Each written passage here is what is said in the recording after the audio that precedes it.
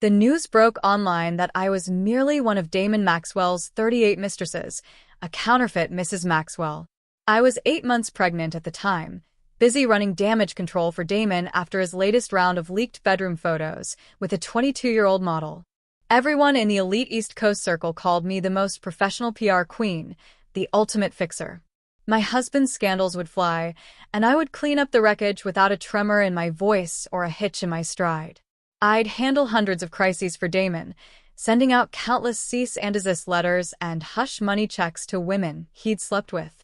I just never imagined I would become the object of the public relations crisis myself.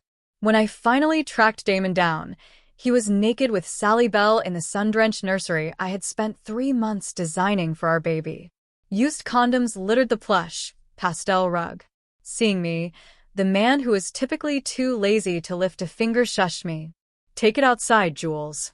Sally is a light sleeper." I didn't react, only asking calmly, "Do you need me to handle today's news?" Damon chuckled, recalling the photos Sally had posted, photoshopped wedding pictures of all things. "Be a good girl, Juliet. Sally is fragile. Don't ruin her fantasy." "Understood," I said. I turned and issued the statement online. I confirmed that Mr. Maxwell and I are not married. I wish Mr. Maxwell a very happy new beginning. The public response was a bonfire of mockery. Damon, however, was satisfied, pulling me closer. "Once you deliver the baby, we'll hold the official wedding you've always wanted." I didn't answer. He didn't know that once I delivered this child, the 10-year debt I owed the Maxwell family would be repaid in full. And the man who had waited a decade for me was finally coming home. Someone had already planned my wedding. The man on the other end of the line was ecstatic. "Jules, you finally said yes to me. Wait for me. I'm taking the first flight back to marry you." Hanging up, I realized Damon had appeared behind me. "Did you take care of the press?" "Is it handled?" he asked. I looked down on my contact list. The screen was a long scroll of journalists, editors, and lawyers. I hadn't realized I hadn't made a personal call in years. My life had been revolving around his crises for so long, I had no friends left to call. It was no wonder Damon assumed I was talking to a reporter. Seeing my silence, he frowned slightly, leaning closer. "What are you looking at?" I pressed the power button, dismissing him. "Nothing important." Behind him, staff carried in a mountain of designer bags and boxes, luxury goods, many of which I had long coveted but could never bring myself to buy. Seeing the smug satisfaction on his face, I automatically reminded him, "I'm due any day now. I can't exactly fit into any of that." Before I could finish, Damon was already directing the staff excitedly. "Tear down the crib. Convert the nursery into a walk-in closet. Put all this in there." Then he held out his hand to me for a key. "Sally went home to pack. She loves this place. Jules, you need to move out for now." I froze for a moment, convinced I had misheard him. "What did you say?" Damon's smile was careless as he met my reddening eyes. He handed me a property deed. "A bonus for your hard work on this latest mess." I watched the staff gut the apartment that had been our home, even tearing down the drapes I had personally chosen. The sudden, unfiltered afternoon sunlight was blinding. I remembered the first time Damon and I walked into this apartment. The sun had been just as bright. He had pressed the key into my hand, the notoriously lazy East Coast air looking me in the eye with a rare seriousness. "Juliet, this is your home now. No one will ever kick you out." I had confided in him, obliquely, that my mother and I had been thrown out of our home years ago. He knew that the one thing I wanted most was a safe haven. He gave it to me. I fell in love with him for the security he offered in that moment. That feeling had fueled me for 10 years. It sustained me through every night he didn't come home. It weathered the endless parade of women who challenged me. It endured the relentless scrutiny and sneers of the elite. Now he was asking for the key back. 10 years later, I was being thrown out again. It doesn't matter, I thought. I was leaving anyway. I handed him the key, took the deed, and walked out. Damon looked surprised by my lack of drama. I wasn't the picture of stoic composure the media painted me to be. Every time he cheated, I had fought him like a maniac. I had threatened to end my own life. Each time, Damon had only soothed me lightly, tossing me a few checks or a piece of jewelry. But this time, I had no energy to fight. I had been resigned to staying for the baby, to become the dignified society wife. Damon could have slept with anyone, but not Sally Bell. She was the living, breathing evidence of Victor Bell's betrayal. Sally and her mother had driven my own mother to her death. When my mother fell from the 32nd floor window, her eyes were wide and staring. I knew she died, filled with burning, unforgiving resentment. Damon grabbed my wrist. His fingers instantly recoiled, however, when they touched the crisscross of old, mottled scars. He scowled, unable to hide the brief flash of revulsion. Meeting my gaze, a flicker of guilt crossed his face, a look I rarely saw. "I'll have the driver take you. The new house gets great light too. You'll love it." I nodded calmly. Halfway there, the driver suddenly looked back. "Mrs. Maxwell, Mr. Maxwell wants us to return to the apartment." When I walked back in, the air was thick with smoke. The household staff stood nervously along the walls. Damon was standing over a scorched, ruined pot, his face a grim mask. Seeing me, he urgently pulled me into the kitchen. "Juliet, you need to show me how to make that soup you used to make for me." I looked at him, truly seeing him. I watched him sweat nervously as he turned on the gas burner, struggling against his long-held phobia of fire. He was meticulously trying to cook a meal for his beloved, all because of one casual post in her social feed. If someone could deliver a bowl of hot soup on this cold day, I'd owe him everything. And so, Damon Maxwell, the man who had never done a household chore in his life, was awkwardly attempting to make soup for a flippant social media joke. A few days earlier, I had slipped and fallen in this very kitchen. Damon had kept his distance, acting as if he hadn't seen anything. Later, he had posted the security footage of me struggling to pull myself up to a restricted social circle, a circle that purposefully excluded me. He had captioned it, "Looks like a stupid pig rolling around on the floor." I silently prepared a fresh pot of soup for him. He was absorbed, intently listing every step in his phone's notepad. His ringtone chirped. He answered without a second's hesitation. My eyes fell on his screen. The contact name for the incoming call was listed as wife. A moment of dizzying realization hit me. If Sally was his wife, then who was I? As Damon walked out onto the balcony, cradling his phone, I instinctively called his number. I heard the rapid busy signal. He had blocked me. I laughed a quick, self-deprecating laugh and hailed a car. Lorelei Maxwell, Damon's mother, was waiting for me at the family's estate. She sighed when she saw me.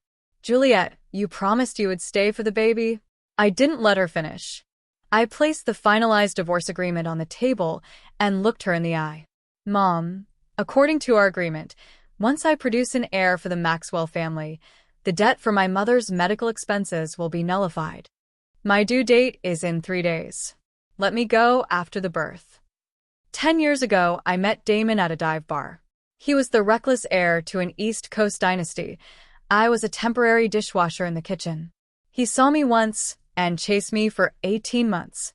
His mother found me when my mother's prognosis was terminal. She told me I was the only woman Damon had ever truly been obsessed with. She offered me a proposition: marry Damon, manage him, and give the family an heir. The payment: all of my mother's future medical bills. I agreed, without hesitation. After the wedding, Damon and I had a brief, intensely sweet period. Then he grew bored. Like all the women before me, I became the mosquito on his chest, the thing he took for granted. Seeing my resolve, Lorelei finally nodded. "Damon is the one without luck. After the birth, I will arrange your release." As I walked out of the estate, Damon, for the first time ever, posted a personal update. He must have forgotten to block me. The video showed him smiling with deep, doting affection. Formal apology to my wife. I missed the agreed-upon soup delivery time by 1 minute. My punishment is a lifetime of making soup for her. The video quickly went viral. My social media mentions exploded in a new round of digital abuse.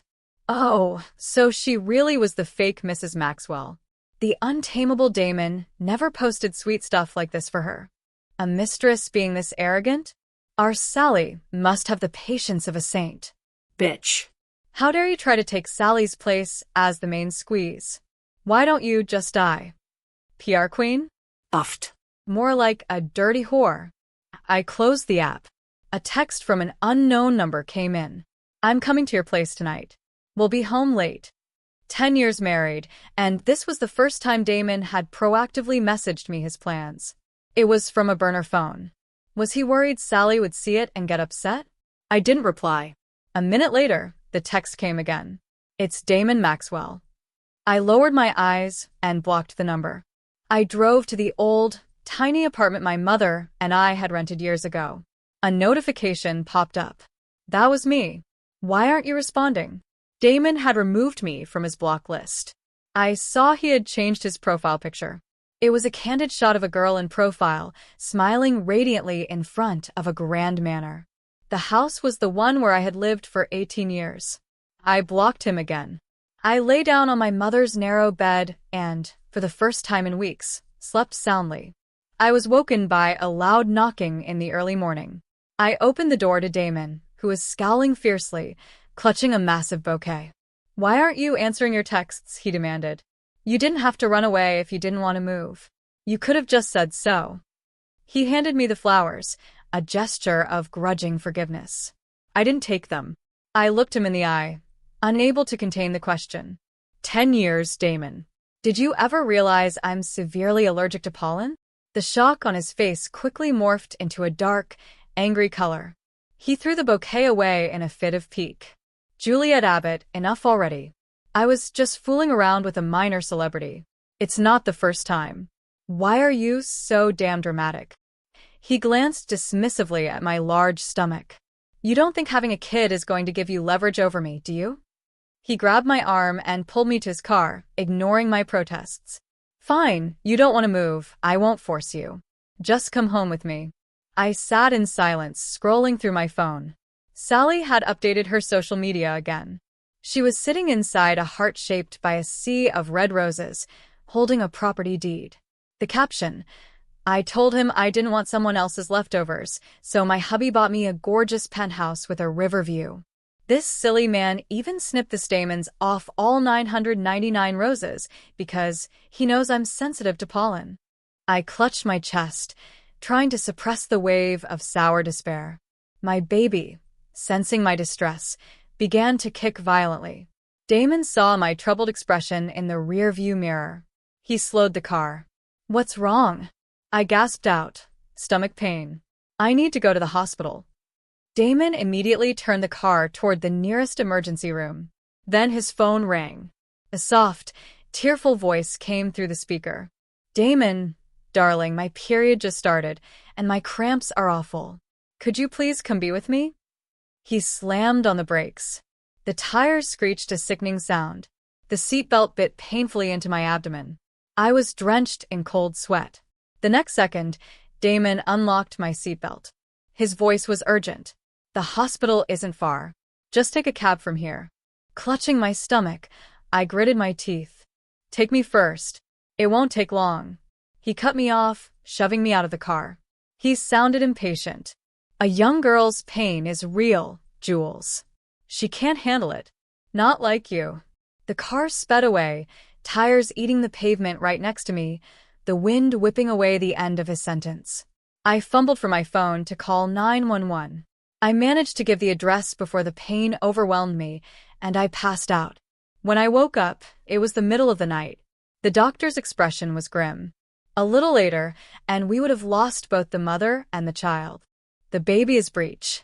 We have to do an emergency C-section. Where is your family? We need a signature. I was reaching for my phone to call Damon when he burst into the room.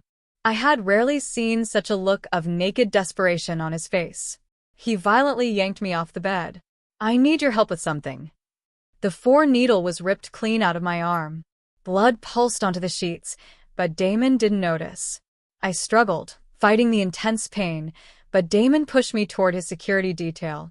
You take a separate car. Sally is in mine. She doesn't like the smell of the hospital on you. When I was dragged into the private dining room, everyone looked at me with smirks and knowing smiles. Franklin Calder, the man seated in the center, smiled a little too broadly. Long time no see, Mrs. Maxwell. Oh, wait, I suppose I should call you Ms. Abbott now. Seeing the man, my body began to tremble uncontrollably. I instinctively hid behind Damon, but he pushed me forward. He whispered low and fast, Sally has a movie deal stuck because of Calder. He specifically requested you to be the one to seal the deal.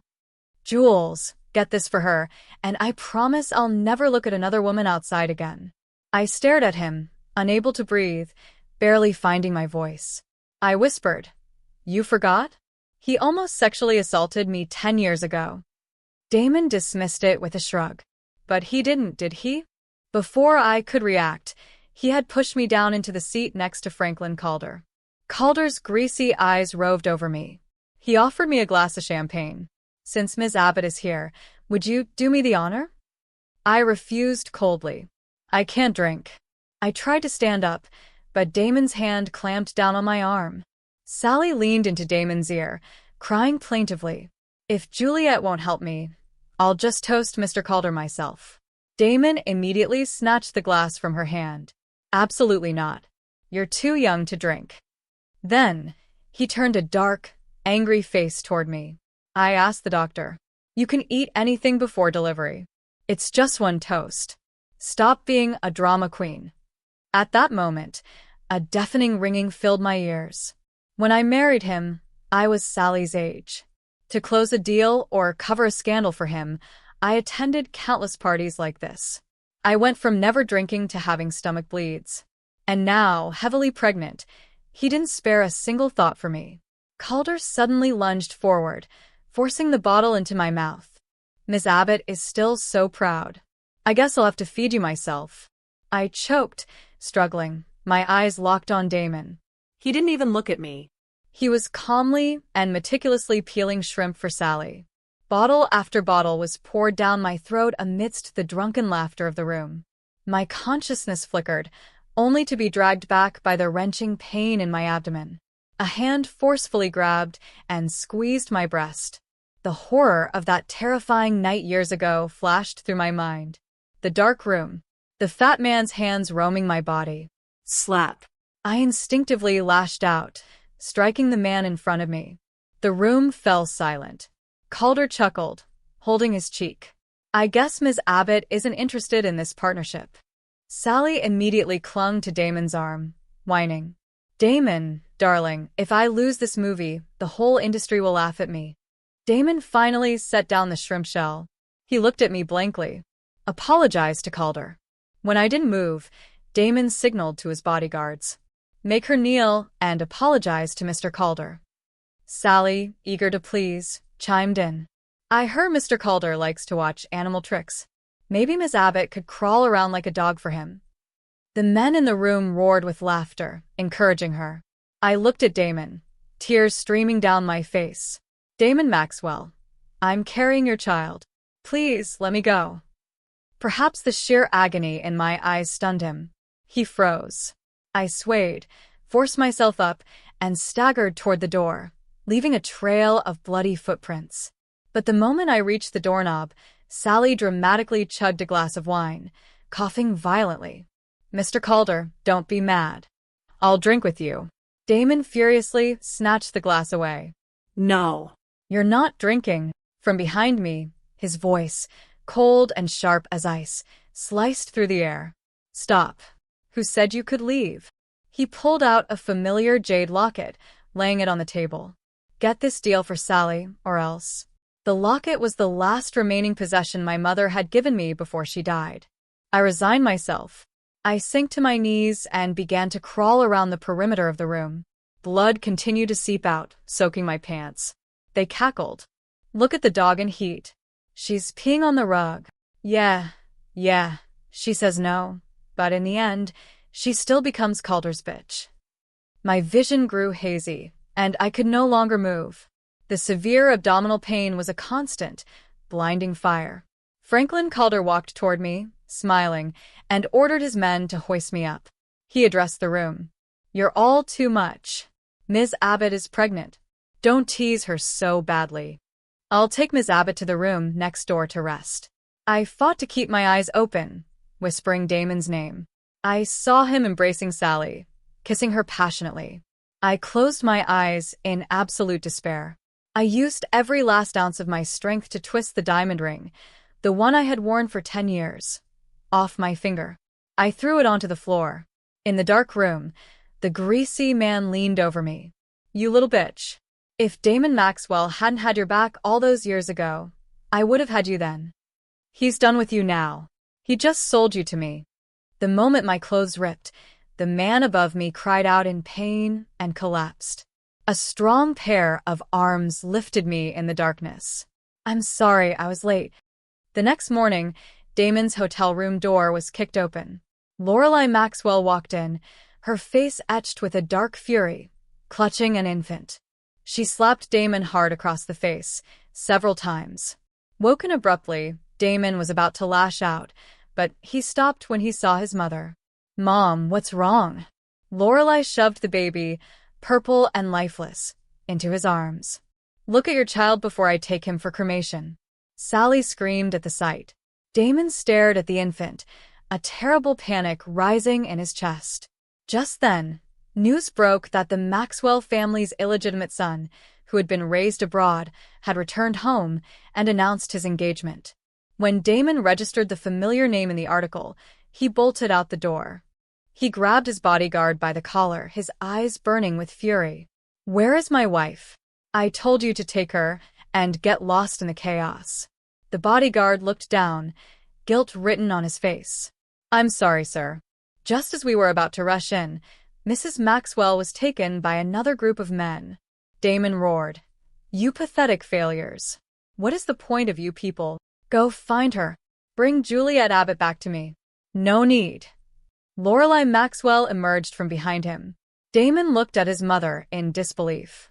"Mom, what are you talking about?" Lorelai pulled a divorce agreement from her bag, looking at him with deep disappointment. "Juliet isn't coming back." Damon snatched the agreement. His eyes grew red, his fingers trembling. He kept whispering, "How? How is this possible? Juliet loves me so much. She would never leave me." Lorelai let out a sharp, bitter laugh. "Damon Maxwell, I've put up with your nonsense for years, but you've lost your own child because of your recklessness. Your brother is coming back. I won't be managing you anymore."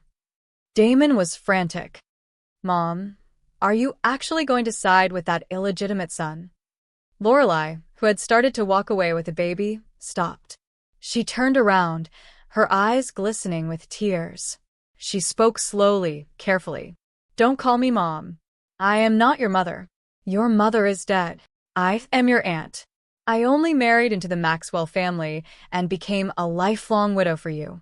I've dedicated myself to you all these years. Look at what you've done. You drove away a perfect girl like Juliet. Why would I stay with you forever?"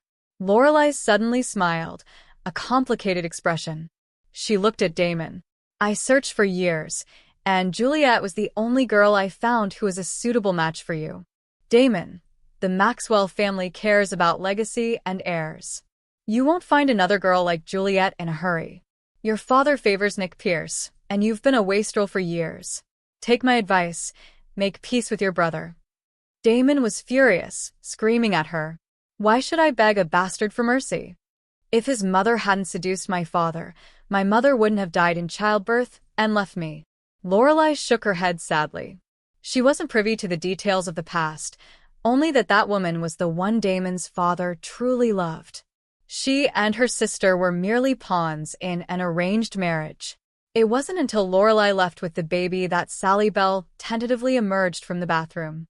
She asked in a small voice, "Damon, darling, what happened?" That baby wasn't." She finally noticed the murderous look in Damon's eyes. Sally flinched, instinctively backing away. Seeing the fear on Sally's face, Damon's expression grew complex. He liked Sally in a way because of Juliet. Sally's profile was uncannily similar to Juliet's when she was young. Every time he looked at Sally, he was reminded of the first time he saw Juliet. She was like a fragile little rabbit, pitiful and endearing. She was so easy to adore.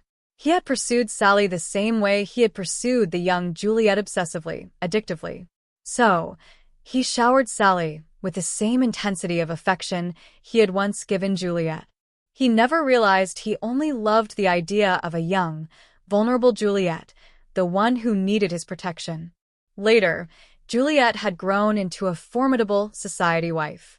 His little rabbit no longer needed his protection. She was a powerhouse in her own right, closing deals and saving the company. He suddenly fell out of love. He was too proud to admit that Juliet had become too good for him. He felt inferior. So, Damon started seeking out new, conquerable rabbits. He began to enjoy Juliet's raw, helpless, and angry reactions when she discovered his cheating. He spiraled, finding woman after woman. Yet, Juliet never left him. She stayed and cleaned up his messes again and again. He was both guilty and indulged. Until he met Sally, the girl who looked so much like the young Juliet. Damon had a perverse curiosity. What would Juliet's reaction be when she realized he had truly fallen for Sally, a woman exactly like the one she used to be? So, he allowed Sally to post the fake wedding photos, publicly declared his love for her, and humiliated Juliet, disregarding her dignity and the fact that she was carrying his child. Damon stood there, lost in thought. Everyone held their breath, terrified to disturb him. It wasn't until he realized Juliet was marrying his most despised illegitimate brother that he could no longer stand it. He stormed out. Sally ran to catch up. "Damon, darling." Seeing Damon ignore her, Sally grew angry. She was also a privileged, spoiled girl. She wasn't used to this kind of treatment. She stomped her foot behind him. "Did Juliet say bad things about me? Juliet was fine yesterday. How did a dead baby just show up today? Maybe she deliberately killed her own baby to manipulate you into getting back together. That would be so cruel. It was her own child." Sally rambled. Damon was irritated beyond measure. Shut up. He suddenly regretted everything. Why did he ever agree to Sally's request? Why did he send Juliet to beg that old perv, Franklin Calder? Sally was stunned. She looked at Damon in disbelief, her eyes welling up instantly. "Did you just yell at me?" Damon was increasingly frustrated. He realized Sally wasn't Juliet at all. His Juliet never threw tantrums. Damon smoothly pulled out a check and handed it to her. "Here's your severance. Don't bother me again." Sally shrieked, broken. "You're trying to buy me off. I'm the heiress of Bell Industries. Who cares about your filthy money? I'm telling you, Damon Maxwell. You slept with me. You have to marry me. If my father finds out you touched me and didn't marry me, he'll ruin you." Damon's brows knitted together. He stared hard at her face. "Bell Industries? You told me you were from a remote small town." Sally realized she was too hysterical and had given herself away. She threw caution to the wind. "Yes, I am Victor Bell's daughter. His legitimate child." "Victor Bell? Victor Bell." Damon repeated the name, then suddenly understood. He clamped his hands around Sally's neck. His voice was icy, like a demon from hell. "You're Victor Bell's daughter, the one the mistress gave birth to?" Fear and shame flashed in Sally's eyes. She tried to refute him, but no sound came out. Damon laughed like a maniac, tears filling his eyes. "Of course. No wonder she's leaving me this time. No wonder Sally looked so much like Juliet." Sally and her mother were the culprits who had forced Juliet and her mother out of their home. Juliet's mother, tormented by illness and depression, had taken her own life. Damon laughed hollowly. He suddenly slapped himself across the face. He had slept with Juliet's sworn enemy. He had sought out the daughter of the mistress he hated most. He had driven Juliet away for a mere bastard child. Damon felt the universe was playing a sick joke on him. Just then, a bodyguard rushed over. "Sir, we found Mrs. Maxwell." "But..." Damon was enraged. "But what? Our men can't get in." The bodyguard kept his head low, not daring to meet Damon's eyes. "Where is she?" Damon asked gravely. East Side, at the Pierce penthouse." Damon narrowed his eyes. He pulled out his phone and dialed a number he hadn't called in years. It was answered quickly. Damon spoke with a rare, forced respect. "Dad, are you back from abroad?" A light chuckle came through the line. "Brother, Dad is resting. Is there anything you need?" Damon's blood ran cold. He completely lost control. He screamed into the phone. "You took Juliet. Give her back to me. How disgusting are you? You stole my father, and now you're stealing my wife too." Nick Pierce's voice was calm on the other end. "I'm sorry, brother. Juliet left willingly. Once she's recovered, we're getting married immediately." "Father has approved." Damon urgently asked. "What happened to Juliet? Is she hurt?" Nick laughed again, but the tone was laced with resentment. "You ask that now? Isn't that laughable, brother? When I arrived, Juliet was barely saved from being sexually assaulted by that old bastard. She was heavily pregnant. Where were you then, brother?" "Oh, right.